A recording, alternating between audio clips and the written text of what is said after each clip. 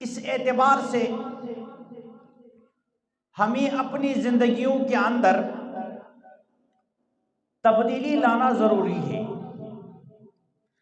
جو ہمارا وقت ان مہینوں سے پہلے جیسا گزرتا تھا ان کو ہمیں محدود کرنا پڑے گا، کیونکہ یہی دو جو مہینے ہیں یہ رمضان کی تیاری کے لیے ہے۔ رجب کا مہینہ، شعبان کا مہینہ، کہ ہم نے اپنے آپ کو رمضان کے لیے تیار کرنا ہے، اپنے اوقات کے اندر تبدیلی لانا ہے، اوقات کو بدل ڈالنا ہے۔ ہمیں اپنے اوقات کے اندر عبادات کے لیے وقت زیادہ سے زیادہ نکالنا ہے تاکہ رمضان المبارک کی تیاری بہترین انداز میں ہو سکے، اور اسی کو استقبال رمضان بھی کہا جاتا ہے۔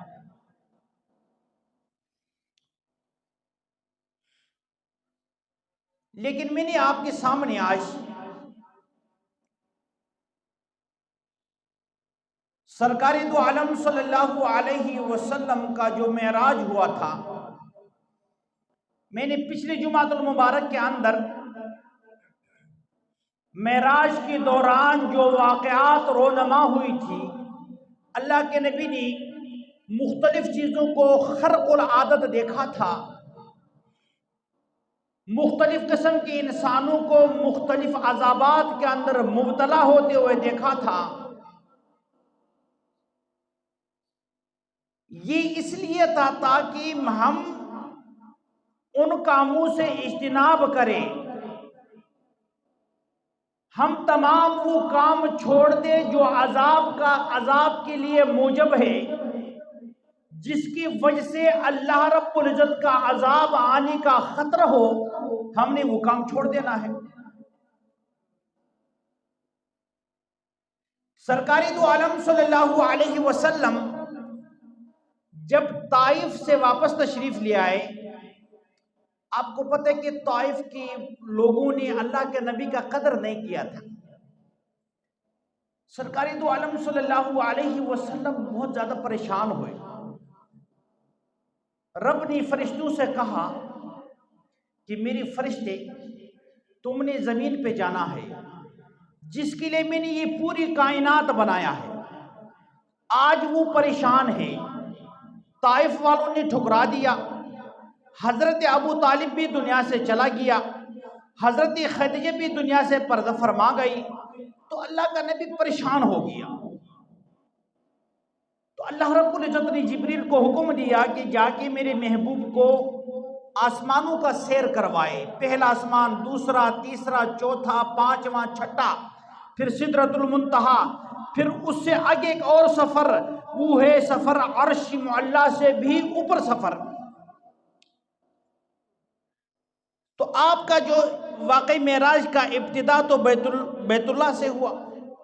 یا حضرت ام ہانی کے گھر کے اندر آپ آرام فرما رہے تھے، وہاں سے فرشتوں نے اٹھایا بیت اللہ لے آیا۔ بیت اللہ کے پاس مائع زمزم جو کنواں ہے اس کے قریب آپ کا شق صدر ہوا، یہاں سے ناف سے اوپر سینے سے نیچے اس جگہ کو کھول کر کے دل کو مائع زمزم سے پاک کیا، انوارات کو اس دل کے اندر انوارات بھر دی، کیونکہ آگے جو سفر ہے وہ ایک ایسے علاقے کی طرف ہے کہ وہاں کی تجلیات، وہاں کے انوارات اس دنیا کے اوپر تو کوئی برداشت نہیں کر سکتا۔ سرکار دو عالم صلی اللہ علیہ وسلم فرماتے ہیں کہ میں خود محسوس کرتا تھا کہ فرشتے جو ہے میری اس دل کو صاف کرتے تھے، کچھ اندر رکھتے تھے، یہ میں اپنی ہوش حواس میں تھا۔ یہیں سے یہ سفر بیت المقدس تک تھی، اور بیت المقدس کے اندر اللہ رب العزت نے 1,23,000 انبیاء کرام کو وہاں بیت المقدس کے اندر جمع کیا ہے۔ 24واں تو اللہ کا نبی ہے، یعنی 1,23,999 انبیاء کرام وہاں موجود، اللہ کا نبی 24واں رہا ہے۔ حضور فرماتے ہیں کہ جب ہم براق کے اوپر سوار ہوا تو میں نے راستہ میں سیدنا موسیٰ علیہ السلام کو اپنی قبر کے اندر نماز پڑھتے ہوئے دیکھا، کہ حضرت موسیٰ اپنی قبر کے اندر نماز پڑھ رہا ہے، اور یہ حدیث اس بات کا دلیل ہے کہ جتنے بھی انبیاء کرام ہیں وہ اپنے قبور کے اندر زندہ ہے، حیات ہے۔ فرماتے کہ پھر جب ہم جا رہے تھے یہاں سے تو راستہ کے اندر جو قریش کی قافلے تجارت کے لیے کوئی جا رہا تھا، کوئی آ رہا تھا، ان کو میں نے مختلف جگہوں پہ دیکھا۔ یہاں سے یہ سفر شروع، سیدھا بیت المقدس۔ راستہ کے اندر جو واقعات خرق ولادت میں نے پچھلی جمعہ کے اندر آپ کو بتایا تھا، جب بیت المقدس سواری اتری براق، جبریل امین نے ایک بہت بڑا پتھر تھا بیت المقدس کے دروازے کی بالکل دائیں طرف، اس کے اندر اپنی انگلی سے سوراخ کیا اور سواری کو اس سوراخ کے اندر وہ رسی باندھ کر کی سواری کو وہاں رکھا۔ اس میں اشارہ اس طرف تھا کہ جب بھی آپ نے کہیں جانا ہو وہاں تو اس سواری کو باندھنے کی کوئی ضرورت تو نہیں تھی نا، وہاں تو کوئی ڈاکہ ڈالنے والا بھی سسٹم نہیں تھا، لیکن امت کو سبق تھا کہ جب بھی آپ نے دنیا میں کہیں جانا ہو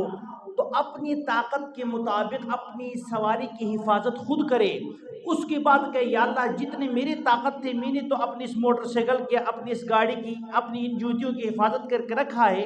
یا اللہ تو ان کی حفاظت تو کر دے۔